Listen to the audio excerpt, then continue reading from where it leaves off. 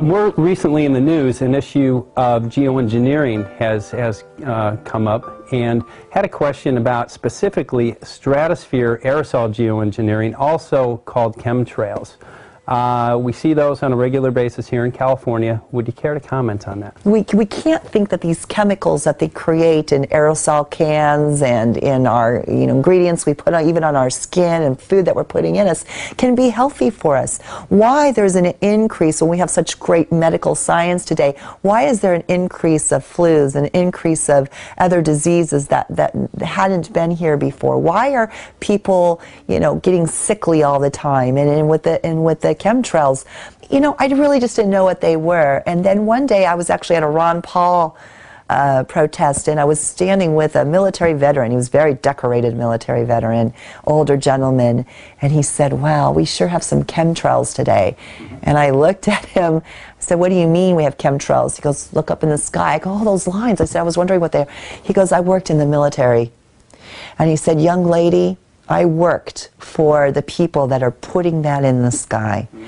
Now, I'm not going to argue with a decorated military, war veteran here. So I asked him a few questions, and he said, "Young lady, go home and do your research, and just know that this is not healthy for you." I don't know why. Why? These are questions that you and we the people, need to be asking. Why? Is there something malicious that is happening, or is it benign? I mean, what? But why aren't we having any answers, and why aren't people talking about it? Obviously, we can't look up to the sky and see these chalk, like looking lines. Some days they're there, some days the sky is blue. We can't keep overlooking that. We have to start asking questions.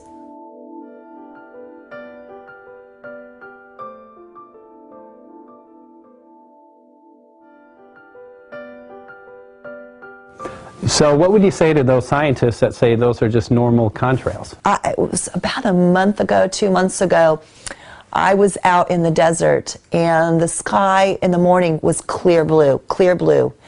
And later in the day I was driving to some campaign event. All of a sudden I see a plane, small plane, up in the sky, and you could see the trails. All of a sudden I see another one. And you just see these trails, these lines for miles, and they were zigzagging in the sky. I saw it with my own eyes, so that's not weather. I've seen big, huge propelled jets that don't leave that in the sky. So I don't know, but the scientific community, first of all, I mean, sometimes there's research that's being paid by someone. Well, who's paying them to do the research? You have sponsors. Well, who's sponsoring it? And also science, that's why it's called science. It's not perfect. It's just like with global warming. You had scientists that came out to say, well, our Earth is warming, and we have global warming, and we need to stop green gas emissions into the sky. And then you had other scientists that came out and said, no, you're wrong, that's false. Actually, our Earth has been cooling. So that's science. So, what we need is we need answers. We need to know what company, who are driving the planes, who is ordering the planes. I don't know. Again, I'm not an expert, but we certainly should be asking questions.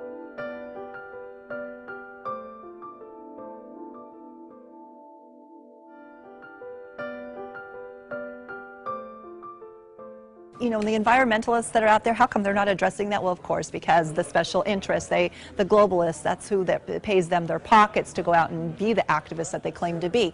So what we need to do is we need to expose that, and we need to join and make an environmental act, a real environmental act that prevents them from putting these chemicals into the air, which of course is ruining our health.